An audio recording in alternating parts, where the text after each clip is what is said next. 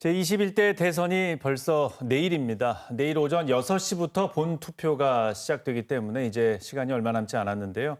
오늘 정가직설에서는 대선을 하루 앞두고 강원도당 양 정당의 대선 관측 말씀을 들어보도록 하겠습니다. 오늘 함께하실 두 분은 정재웅 더불어민주당 강원도 의원 그리고 박기영 국민의힘 강원도 의원 두 분 함께하겠습니다. 어서 오십시오. 네, 안녕하세요. 네, 자 21대 대통령 선거는 이제 대통령 거리로 인해서 짧은 기간 안에 대통령을 선출하는 좀 중요한 선거였습니다. 이번 대선 선거 과정에 대해서 좀 소회를 듣긴 좀 이른 시간이지만 그래도 마지막 시간이 될 것 같은데요. 말씀을 들어보겠습니다. 박기영 의원님부터 말씀해 주시죠. 네, 김문수 후보가 지난 금요일, 토요일 우리 강원도를 방문했습니다. 춘천을 방문하신 자리에서 계엄과 탄핵에 대해서 국민들께 큰 절을 올리면서 사죄의 뜻을 공식적으로 밝혔습니다. 탄핵 이후 조기 대선으로 인해서 후속 조치가 원활히 이루어지지 않은 면이 있지만 대선 이후에 당을 정비하는 그런 과정 속에서 적절한 조치가 있을 것이라고 그렇게 생각하고 있습니다. 이번 조기 대선은 우리 당으로서는 매우 어렵고 힘든 그런 선거라고 생각이 됩니다.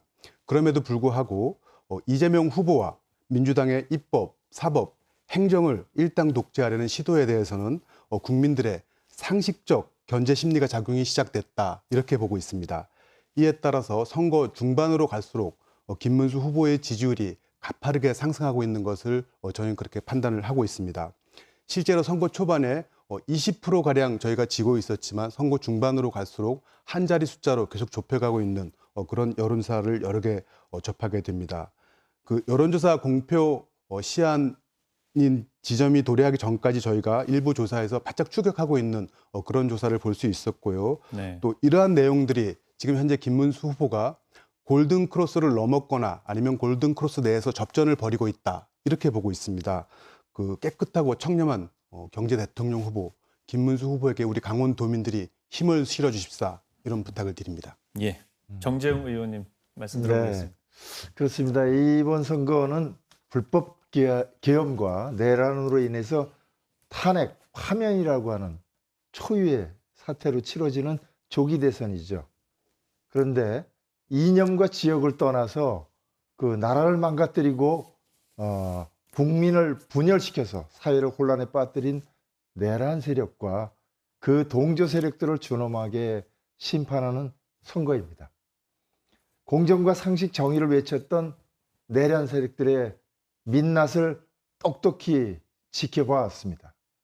진심 어린 반성과 사과도 없이 다시 표를 달라고 하는 어처구니 없는 선거를 치르고 있습니다. 지금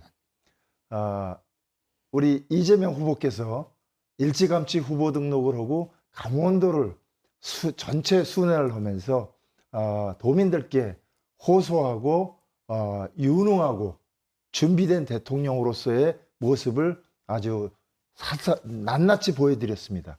그래서 지난 우리 대선 때는 많이 졌지만 네. 이번에는 정말 이 진정성이 도민들에게 전달돼서 이 내란 세력에 대한 심판을 통해서 이재명 후보에게 기회를 주리라고 저희들은 믿고 있습니다. 네. 사전투표가 지난주 목금 이틀 동안 있었습니다. 근데 투표율의 흐름이 이틀 동안 좀 변화가 있었는데 네. 여기에 대해서 좀 어떻게 분석을 하시는지 민주당은 어떻게 보십니까? 그렇습니다. 이 정말 보통 선거가 아니고 비정상적인 상황에서 치러지는 대선이니만큼 투표율이 평일임에도 불구하고 이렇게 36.60%라고 하는 수치를 보여준 것은 전국 평균을 상회하고 있습니다. 네. 그렇기 때문에 이 내란 세력에 대한 심판과 민생회복, 민주회복을 염원하는 도민들의 뜻이 반영된 수치가 아닌가 이렇게 보고 있고요. 특히 이 0%에 머물고 있는 경제 성장률, 전례 없는 소비 심리 위축 등 민생 경제 위기를 극복하고 일상으로 돌아가고 싶어하는 민심이 반영된 결과다. 뭐니 해도 민심은 내란 세력 심판과 대선 후보를 선택하는 문제가 분리될 수 없다는 것이 증명되고 있다 이렇게 분석하고 있습니다. 예. 강원도의 사전 투표율은 뭐 전국적으로 그냥 평균 수준으로 좀 보여지고 흐름도 좀 비슷했습니다. 이틀 동안. 예, 어떻게 보십니까? 네, 그렇습니다. 먼저 우리 정재용 의원께서 내란 세력에 대해서 계속 이렇게 말씀을 주시는데 그런 부분에 대해서 계엄과 탄핵에 대해서는 분명히 제가 이 자리를 빌어서 우리가 잘못한 것이 맞다. 저는 이렇게 말씀을 드리고 싶습니다. 그렇지만 이재명 대표 또한 지금 현재 5개의 재판과 16개의 혐의로 재판을 받고 있는 과정 중에서 법을 인위적으로 개정하면서 본인의 그런 여러 가지 혐의를 벗으려고 하는 이런 부분에 대해서는 이것이 국민적인 공감대를 얻기가 쉽지 않다. 이런 말씀을 먼저 좀 드리고 싶습니다. 그리고 지금 현재 대선에서 사전 투표율이 통계 이래 정말 가장 높게 나왔습니다. 높게 나왔는데 이 사전 투표가 2013년도에 보궐선거에서 처음 실시되고 2014년도에 이제 전국 지방선거에서 전국적으로 이렇게 시행되게 되었습니다. 그 당시 투표가 세대 간 투표로 초초에는 이루어졌지만 그것이 진행되면서 민주당이 세대 간 투표가 진행되면서 투표율이 높으면 민주당이 많이 유리하다.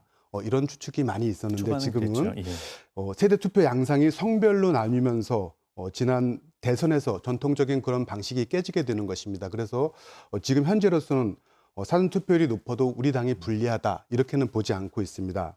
하지만 선관위의 그런 부실한 선거 관리로 인해서 투표용지 외부 반출 문제라든지 그다음에 대리 투표 문제라든지 이런 문제들이 불거지면서 사전 투표 다음 날 양일 중에서 그 다음 날 투표율이 많이 낮아지게 됐다 이렇게 보고 있습니다. 이런 부분에 대해서는 유감이다 이런 말씀을 드립니다. 네. 그러면 이제 내일 본투표인데 내일 강원도의 표심은 좀 어떻게 될 거라고 예측하십니까? 네, 그렇습니다. 우리 강원도가 전체 유권자의 3% 정도를 차지하고 있습니다. 그런데 그렇지만 우리 강원도가 항상 캐스팅 보드 역할을 했다 이렇게 말씀을 드리고 싶고요. 강원도에서 이기는 후보가 이긴다 이렇게 저희는 알고 있습니다. 저도 여론조사 공포 금지 직전에 발표된 그런 여론조사를 봤는데 우리 강원도에서는 사실 두 후보가 좀 박빙을 가고 있는 것으로 그렇게 봤습니다. 그런데 그 당시에는 이재명 후보의 그 아들 문제라든가 이런 부분이 반영 안 된 부분이 있다고 생각을 합니다. 아들의 도박 문제와 또 여성 비하 발언 문제 이런 문제들이 전혀 포함되지 않았고 또 이준석 후보 또한 그 TV 토론 과정에서 젓가락 문제라든지 이런 문제들이 불거지면서 전 국민의 분노를 사기도 했습니다. 이런 부분이 전혀 반영이 안 됐기 때문에 지금 결과는 완전히 달라졌다 이렇게 보고 있고 또 한 가지는 그 진보 좌파의 스피커라고 하는 유시민 그 작가가 김문수 후보의 배우자인 설란영 여사에게 제정신이 아니다 이렇게 맹비난하면서 국민의 공감대 형성에 정말 어려움이 많았습니다. 그런데 그 당시 그 권영국 후보 민주노동당의 권영국 후보와 양대 노총에서 이 부분이 잘못됐다 이렇게 해서 성명을 발표하기도 했습니다. 예. 자, 여기에 대해서 정재영 의원님 시간 비슷하게 드리겠습니다. 말씀해 주시죠. 먼저 우리 박기영 의원님 이재명 후보의 그 혐의와 재판에 대해서 이야기를 했는데 이게 하나 둘씩 다 검찰 권력에 의해서 인위적으로 조작되고 만들어졌다 이런 것들이 다 드러나고 있습니다. 이런 것들이 이 국민들에게 알려지면서 민심이 변하고 있습니다. 그리고 또 조금 전에 말씀드렸던 유시민 작가의 발언 이야기 그거 민주당이 한 얘기 아닙니까? 아닙니다. 그러면 전광훈 목사나 이런 사람들이 한 얘기 국민의힘 책임입니까 그게? 그렇지 않거든요. 네. 그렇기 때문에 이번 내일 본투표에서는 지난 대선과 달리 이재명 후보에게 확실하게 지지표를 줄 것으로 기대하고요. 이 특별한 희생에 대한 특별한 보상 차원에서 전폭적으로 지지하겠다라고 하는 약속에 대한 기대 심리가 작동할 것이다. 그리고 진짜 특별한 자치도를 만들 수 있다라고 하는 것에 대해 기대 심리가 작동하리라고 믿습니다. 네, 선거 전 마지막 말씀 잘 들었습니다. 두 분 오늘 고맙습니다. 네. 아이고.